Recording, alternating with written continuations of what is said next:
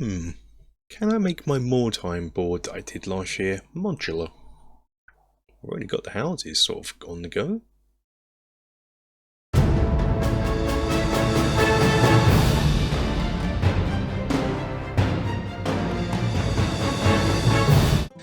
Hello, welcome to the Battling Barrow and another terrain craft video.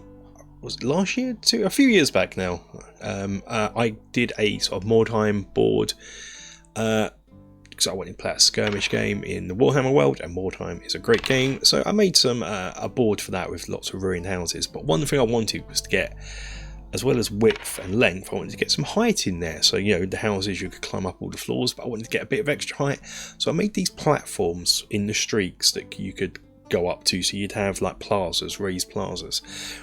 Great, it looks great. It's a nightmare to store because it takes up so much room. There's these big platform things. So just recently I've been getting modular with my terrain, making sort of modular houses, modular roads, modular ravines, and using them in games and so forth, and they're great. You can set them up in so many different ways, sometimes even in ways that when I made them I didn't even envision. What I'm noticing during the D&D games is I'm setting up terrain that I'm using the pieces that I've made and just doing things with them that I didn't even consider when I was designing and building them. And that's great. I really enjoyed these modular pieces, but I was looking at these big platform bit things and figuring out, can I make these modular? One, so there's making them easier to store, so they take up less room, and two, making them more flexible. And of course the answer is, why, yes I can. So let us get on with the build. We're going to be making it a bit like the ravine. The substructure is going to be out of this 1 inch thick cheap white foam. This is polystyrene, it's just the baldy kind, but it doesn't matter because we're going to be cladding it in the 10mm XPS foam. We'll also be cladding at the top, make it as same pattern and colour as the pavements from the streets, but we'll also be using it for the front for the walls. Now the trick is here, I want these to be 4 inch square like the street tiles, but this is in metric. This is 10mm thick, so I need to cut bits that are 4 inches wide minus 10mm. So that works out 10mm is like 3/8 of an inch. So it's 3 inches plus 1, 2, 3, 4, 5/8 of an inch, or if you really want to go, it's the same as 92mm. So I'm just going to cut these up into 92mm for straight bits, and we're going to do a corner bit which will be that on both sides here. So I'm going to just cut these up first. So what I'm going to do now is I'm just going to cut these down to size, and hopefully what we should end up with is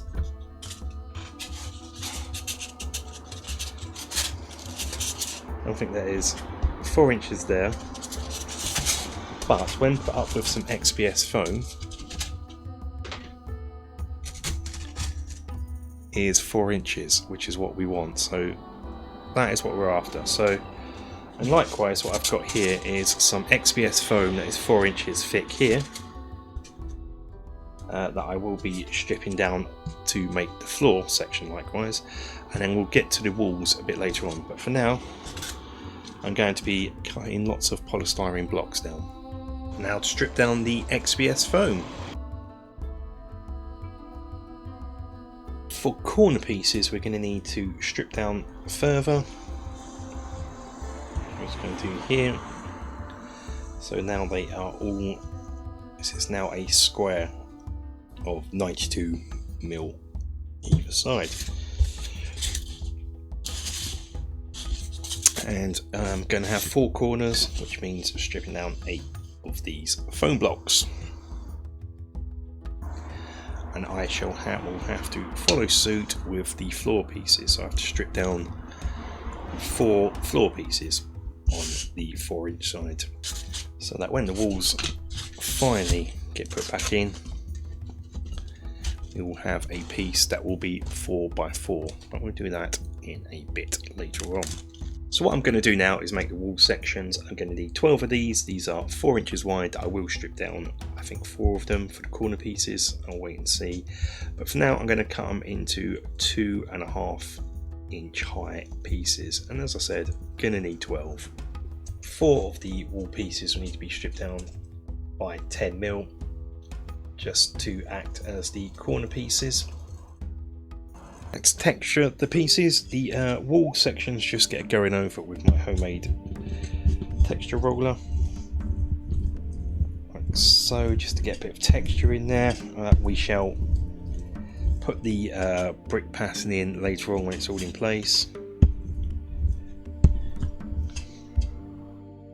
The floors of the piece are going to be done textured in the same way as the pavement of my street scene pieces.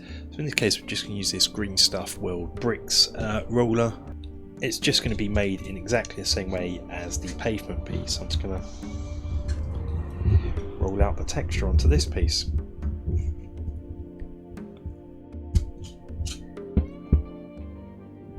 Time to glue it all together. I'm just using hot glue, just squidging it around underneath. Don't want it too hot, just don't want to melt the foam. Just putting it together and then just making sure it's correctly in place. Same with the floor piece. And once that is all glued into place, I can glue a wall section on to the front.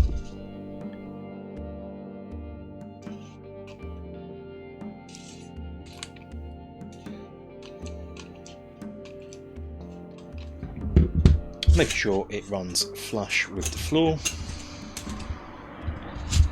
and the sides are flush.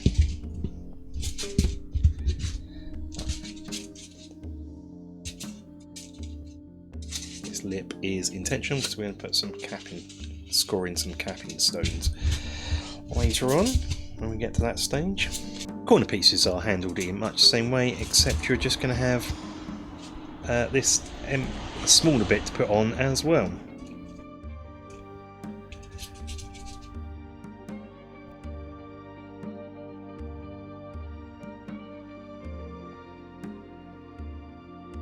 Going to cut up some chipboard into 4x4 squares to act as a base for the whole piece to protect the underneath, as it is only white foam, and we'll just glue that to the underneath. Going to put in the brick pattern now, but before I do, I want to have this as some sort of capping stone, so I'm just going to come in, just sort of, you can see it's standing proud here. I just want to sort of copy that proudness, as it were, over. So effectively, I'm going to come in and come down by about 1/8 of an inch. Doesn't have to be exact, really. I'm going to put a line in here, and the stonework pattern can now just be put in underneath, like so. You've probably seen stonework patterns done 1001 times, so I shall carry that on. But what I want to do is at the top here, divide this up roughly into capping stones. Don't all have to be even.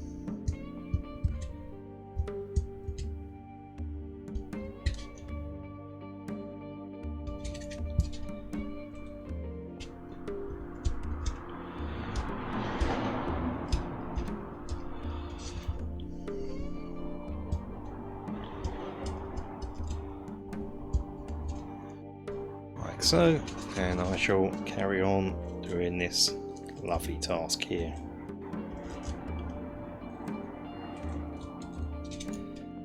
One thing I forgot to do earlier on is texture this bit. I can do that now just by giving it going over to put some texture on top. You could of course tinfoil it or stone it, but yeah.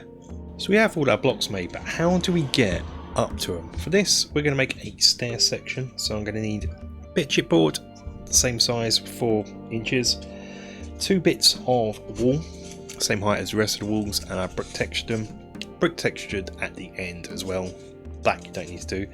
These will be put so the wall will be, part will be inside, and they will be stuck on here. We need the steps will be up, going up in between. So being these are 20mm, that gives us a gap in between of 82mm here. So for that we're going to need a lot of strips that are 82mm. These can be offcuts, doesn't really matter what size they are. And all we're going to do is just start gluing them all together. So I'm going to come in with a strip glue.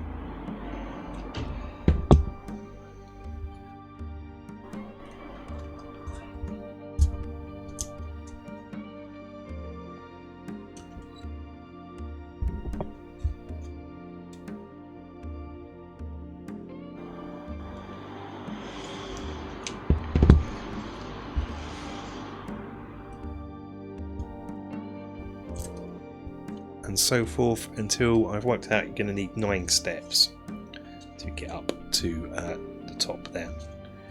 So I'm just going to carry on gluing these together. I'll come back when I've done that. And the bottom step needs to be your pavement step, so that's some 10mm foam that these will sit across. So when we put the pavement on there it will look okay, and all that's left to do now is just pretty much just assemble it. So that'll be glued into place. So what I'm going to do is sit and do that now. So this is where the stairs will go. They'll go like this, but I've made a slight change. I have textured the outside as well as the inside so that I can put it in the centre here as planned, but I can also put it at the end here going up if need be as well. Groovy. One final thing to do on the stairs is I've applied some PVA around the edges here, and I'm just going to come in with some sand so it looks like some dust, dirt and debris has settled and blown in and what have you. Just add a bit more texture and flavour to the piece. Onto the painting, they have been undercoated in black, and I did add a bit of Mod Podge in this just for protection. The top pavement side has been undercoated in a dark brown like the pavement street pieces. I will then do a heavy, almost overbrush of grey onto the walls. Much like the street pavements, these ones will get a dry brush of Swamp Brown by Nostalgia 88. Then the entire pieces get a dry brush in a cream, and with that, painting is done. And this is how they all look when they're done. Our stairs, our corner pieces, our side pieces, and we'll put it together like so. We can swap the stairs out and have, I don't know, a complete circle. That's no good, we need to get up there, so let's go back to how we had it. There's one big glaring hole in the room, this bit here. What are we going to do about this bit? Well, the simple solution is you could put one of our modular houses on there. As these are 4 inches wide, same as these, it covers it up, and we have a house up there, which is fine. It's cool. That's actually what it's designed for. I'm happy with that. But what happens if you just wanted the plaza just to be a plaza? So there's just maybe a few scatterings of, I don't know, fountains, statues. What are we going to do about the whole then? Well, for that, we return to the ravine pieces we made in a similar style to this. And we've got the blank block here. You can just drop that in there. Okay, somewhat better, still not great. Well, now we just get a blank pavement piece from the streets and we just drop that in. And because all the heights are the same, it just works. So then you've got this as a nifty little plaza with no house on. And the beauty part of this is that you can put this in different combinations. So we could have, I don't know, like this, I'll put this here.